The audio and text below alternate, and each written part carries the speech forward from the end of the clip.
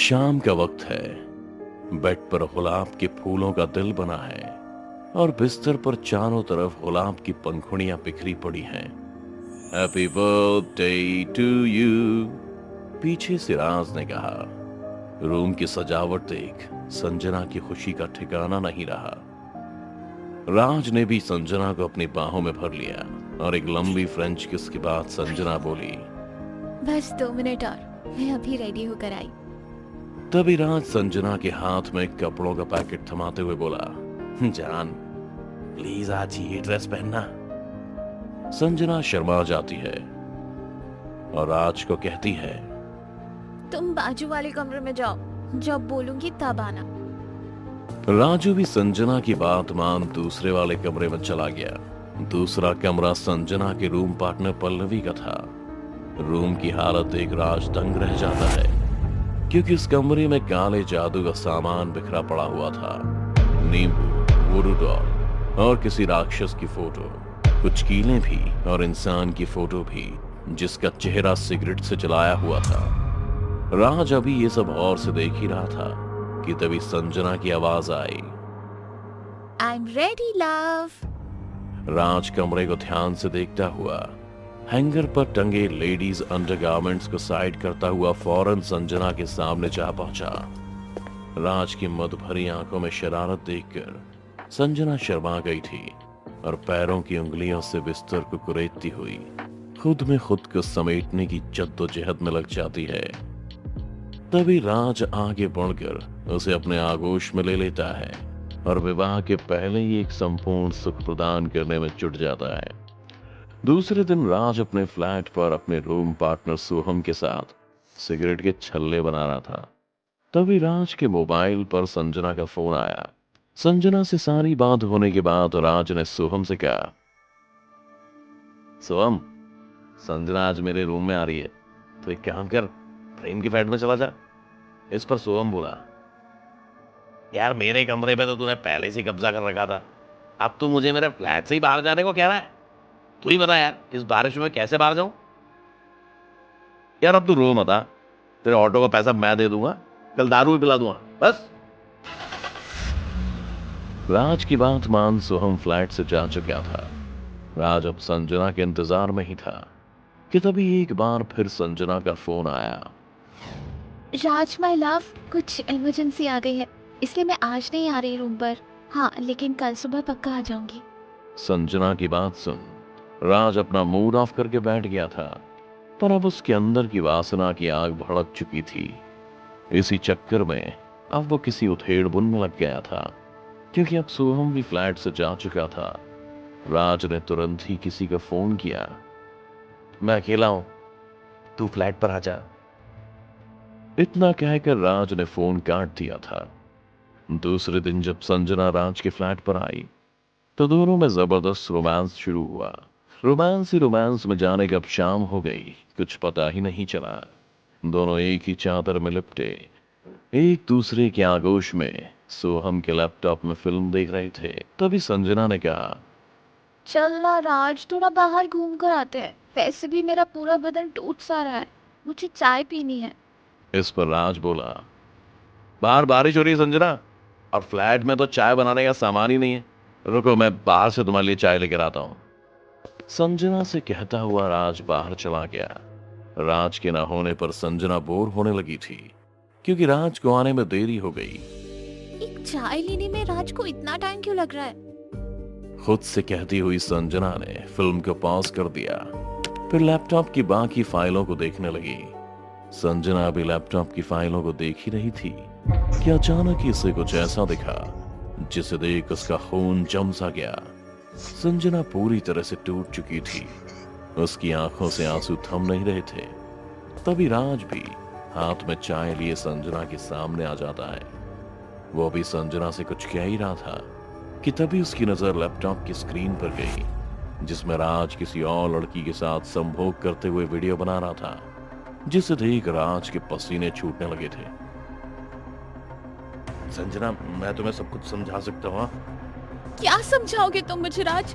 इस वीडियो को देखकर मुझे सब कुछ समझ में आ चुका है। मुझसे मन भर गया था तो एक बार बता देते। मेरी दोस्त मेरी रूम पार्टनर को क्यों बर्बाद किया? पल्लवी मेरी अच्छी दोस्त थी राज, और तुम मेरे पीठ पीछे ही मेरे दोस्त के साथ रंगरलियां मनाते रहे। कब से चल रहा है तुम दोनों का चक्कर? संजना की आंखें गुस्से से लाल हो चुकी थी, जिसे देख राज ने गर्दन झुकाते हुए कहा, मैं तुमसे मिलने के एक हफ्ते बाद से ही, जब पहली बार तुम्हारे फ्लैट पर आया था और नशे में तुम जल्दी सो गई थी ना, तब पल्लवी और मेरी बातें शुरू हो गई और पता ही नहीं चला कि कब हम दोनों एक दूसरे के इतने करीब आ गए और ये सब होने लगा। फिर उसके बाद हर बार तुम्हारा पेट भरने के बाद मैं उसकी प्यास बुझाने उसके कमरे में जाता था। और अभी राज बोल ही रहा था कि तभी संजना ने राज का कॉलर पकड़ उसे दूर धकेल दिया। छी राज, मैंने तुमसे प्यार किया था और तुमने मुझे कहीं का नहीं छोड़ा। इतना कहकर संजना रोती हुई राज के फ्लैट से चली गई। राज भी उदास मन से बिस्तर पर लेट गया और सो गया। रात अपने उफान पर थी कि तभी राज के फ्लैट पर किसी ने दस्तक दी। राज एक पल में नींद से जाग गया था। उसने जैसे ही दरवाजा खोला तो दरवाजे पर कोई था ही नहीं। राज दरवाजा बंद करके जैसे ही पीछे मुड़ा तो देखा संजना छत से उल्टी लटकी हुई थी। उसके गले में टूटी हुई रस्सी थी, जैसे किसी ने उसे फांसी लगाई हो, और संजना के पेट में खंजर भी घुसा हुआ था। राज संजना की हालत देखकर डर के मारे कांपने लगा था। वो डर के मारे वापस अपने फ्लैट से बाहर जाने को मुड़ा ही था कि देखा संजना उसके ठीक आंखों के सामने खड़ी है। मैं कोई खेलने की चीज नहीं हूँ राज, मैं एक औरत हूँ जिसे तूने धोखा देकर अपनी वासना की भूख मिटाई है और मुझे रौंद दिया। उसकी कीमत तो तुझे चुकानी ही पड़ेगी।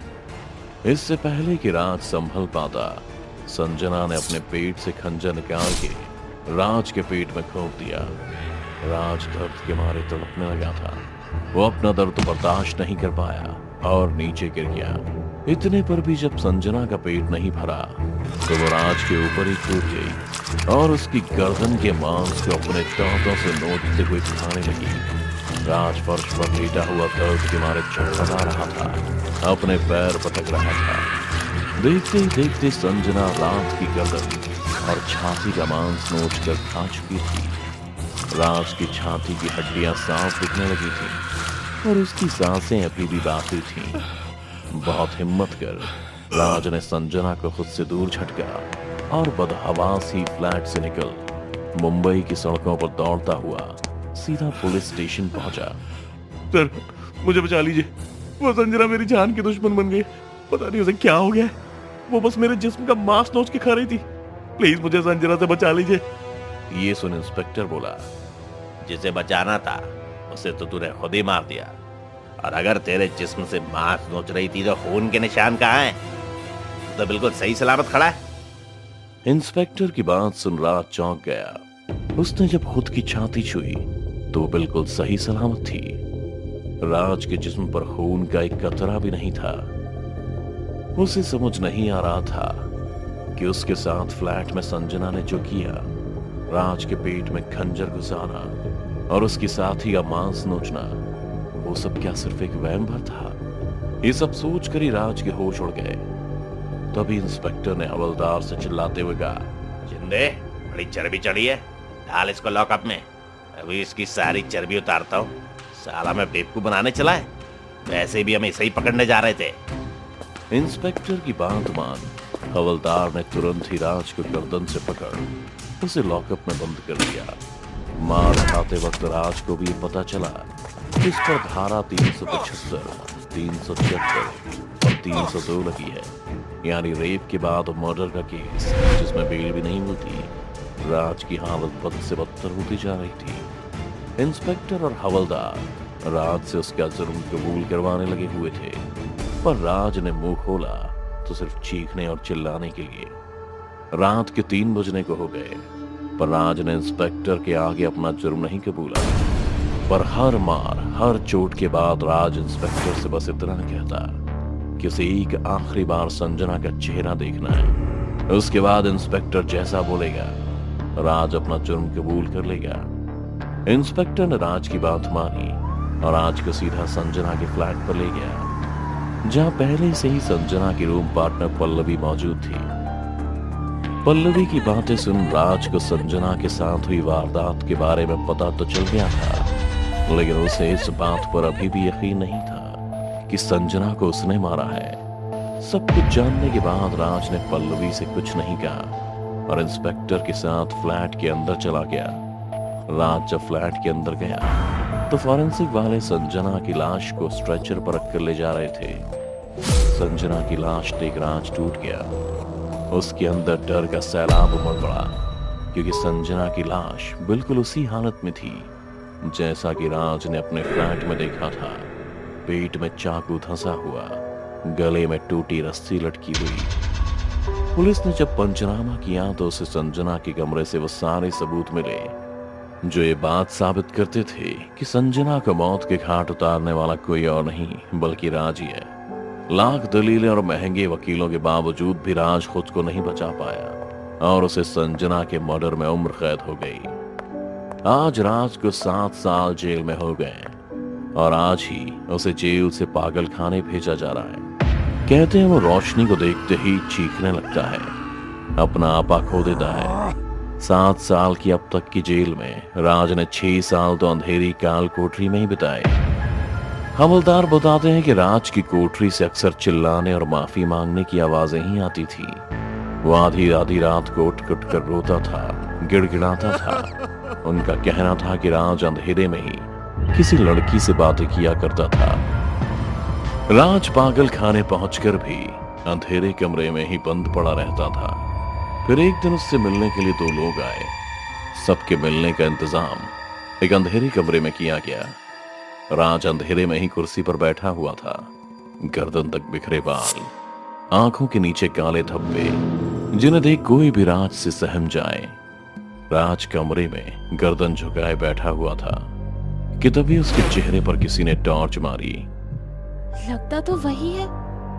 अपना नाम सुनकर जब राज ने सामने देखा तो उसके सामने पल्लवी और सोहम खड़े थे। कैसा है मेरे दोस्त? सुना है तू पागल हो गया? अरे मत बोलो, बेचारे को बुरा लग जाएगा। राज से कहते हुए सोहम और पल्लवी जोर जोर से हंस रहे थे। दोनों की हंसी सुन राज का मन खट्टा हो गया था। आए क्यों तुम दोनों? बस देखने आए थे, बर्बाद होने के बाद भी तेरी अकड़ गई कि नहीं? राज सोहम और पल्लवी की बातें बड़े गौर से सुन रहा था। बर्बाद? क्या मतलब है तुम दोनों का? मेरी इस हालत की वजह तुम दोनों? राज की बात सुन सोहम और पल्लवी दोनों एक दूसरे को देख हंसने लगे थे। अरे बेवकूफ, इतने साल मिले सोचने के लिए, फिर भी तुझे समझ नहीं आया। क्या समझ नहीं आया? तुम साफ साफ क्यों नहीं बताते? पल्लवी से कहते हुए राज गुस्से में आ गया था। वो कुर्सी से खड़ा हुआ ही था कि सोहम ने राज को धक्का देकर फिर से उसे कुर्सी पर बैठा दिया। फिर राज का कॉलर पकड़ गुस्से में बोला, हाँ, तेरी इस हालत की वजह हम दोनों ही हैं। मैं संजना से बेइंतहा प्यार करता था। तू शायद भूल गया राज, लेकिन मैं और संजना बचपन के दोस्त थे। मेरा पहला और आखिरी प्यार थी वो। और तू मेरे सामने ही मेरे प्यार को मेरे बिस्तर पर रौंदता था। फिर तुझे कैसे छोड़ देता मैं? सोहम की बातें सुन राज का सर फटने को हो गया था। उसने चीखते हुए कहा, तो क्या संजना का रेप तूने किया था? हाँ, और फिर उसे फांसी भी मैंने ही लगाई थी, जिसमें मेरा साथ पल्लवी ने दिया था। ये सब सुन राज की सांसें गर्म होने लगी थी। गुस्से से उसके नथुने फूलने लगे थे और कमरे में सबको ठंड लगने लगी थी। क्या पल्लवी ने? पर पल्लवी का संजना से क्या लेना देना? वो तो संजना की अच्छी दोस्त हुआ करती थी। फिर राज पल्लवी से कहता हुआ कमरे की छत को देख मद्दम मद्दम मुस्कुराने लगा था कि तभी पल्लवी ने कहा, राज, मैं संजना की दोस्त जरूर थी, लेकिन मेरा प्यार तुम थे। मैं तुमसे प्यार करती थी, पर तुमने तो मेरे जिस्म के अलावा कुछ देखा ही नहीं। कितनी बार राज तुम मुझे नोच रहे होते थे, पर तुम्हारे होठों पर संजना का जिक्र होता था। और जो काले जादू का सामान तुमने मेरे कमरे में देखा था, वो मैं करती थी तुम पर और संजना पर। लेकिन जिस दिन संजना ने तुम्हारे फ्लैट पर आने से मना कर दिया था और तुमने मुझे फोन कर कर अपने फ्लैट पर बुलाया था, तब मुझे रास्ते में सोहम मिला जो संजना के लिए रो रहा था। उसी दिन हमने फैसला कर लिया था कि हम तुम दोनों को बर्बाद कर देंगे। फिर तभी से मैंने तुम्हारे खिलाफ सबूत इकट्ठा करना शुरू कर दिया। फिर मैं अपने प्यार संजना के पास गया। एक आखिरी बार मैंने उसके कोमल बदन को छुआ, उस पर अपने दांत गड़ाए, उसे बेतहाशा मारा। मैंने वो सब कुछ किया जो मैं उसके साथ करने का सोचता था। फिर उसे तड़पा तड़पा कर मार डाला और तुमसे इकट्ठा हुए सारे सबूत हमने संजना के पास बारी बारी से रख दिए ताकि सबको ये लगे कि सब तूने किया है। और ऐसा ही हुआ, हमने तुझे बर्बाद कर दिया राज, बर्बाद कर दिया। सोहम की बात सुन राज रोने लगा था और उसकी आवाज सुन कमरे में एक लड़की के रोने की आवाज भी गूंजने लगी थी, जिसे सुन सोहम और पल्लवी की रूह कांप गई थी। उन्होंने जैसे ही टॉर्च की रोशनी कमरे की छत पर डाली तो उन्हें सैकड़ों संजना दीवारों से चिपकी नजर आने लगी। उसके पेट में अभी भी खंजर गड़ा हुआ था, उसके गले में आज भी वही टूटा हुआ फंदा पड़ा था। पर संजना पहले से और भी ज्यादा डरावनी और गुस्सैल हो चुकी थी। संजना का ये रूप देख सोहम और पल्लवी दोनों कमरे से डर के मारे चीखने लगे थे। वो जैसे ही कमरे से बाहर जाने को हुए थे कि उनके पैर जम गए, क्योंकि उनकी आंखों के सामने ही संजना खड़ी थी। संजना तुम तो मर गई थी। सोहम संजना से कहता हुआ डरता हुआ पीछे हट रहा था। तभी पल्लवी बोली, संजना मैंने कुछ नहीं किया, मुझे तो सोहम ने पैसे दिए थे और पुलिस वाले का मुंह बंद करने के लिए सोहम ने मुझे पुलिस वालों के साथ भी सुलाया। मुझे माफ कर दे दोस्त, मैं बहक गई थी। पल्लवी की बात खत्म होते ही संजना ने पल्लवी के मुंह में हाथ डालकर उसकी जबान ही खींच ली। फिर उसकी आंखें फोड़ उसे गर्दन से पकड़कर एक कोने में फेंक दिया। ये सब देख डर के मारे सोहम का खून सूख गया था। मैं मानती हूँ कि मेरे बॉयफ्रेंड ने मेरे साथ गलत किया, लेकिन तुझे किसने मेरे साथ गलत करने का हक दिया? क्यों मुझे रौंदा? क्यों बर्बाद किया तूने मुझे? बोल। संजना की बात सुन सोहम के मुंह से चूं तक नहीं निकली। वो डर के मारे कांप रहा था। इससे पहले सोहम कुछ कहता, संजना ने सोहम के दोनों हाथ उसके जिस्म से अलग कर दिए, फिर उसकी भी आंखें फोड़ दी। सोहम अपनी मौत के लिए तड़प रहा था, पर संजना ने किसी को भी मौत के घाट नहीं उतारा। सोहम और पल्लवी के दिल में संजना का डर इस कदर बैठ गया था कि उन दोनों ने अपना जुर्म कबूला और आज हमेशा हमेशा के लिए बाइज्जत बरी हो गया। लेकिन आज भी वो रोशनी से डरता है, उजाले को देखकर चीखने लगता है।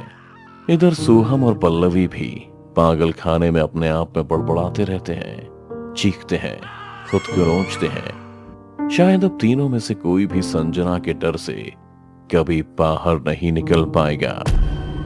दोस्तों, उम्मीद है आप जान पाए होंगे कि हर गलती की अपनी एक सजा होती है। आप किसी भी गलती के लिए किसी को भी मौत की सजा नहीं दे सकते हैं।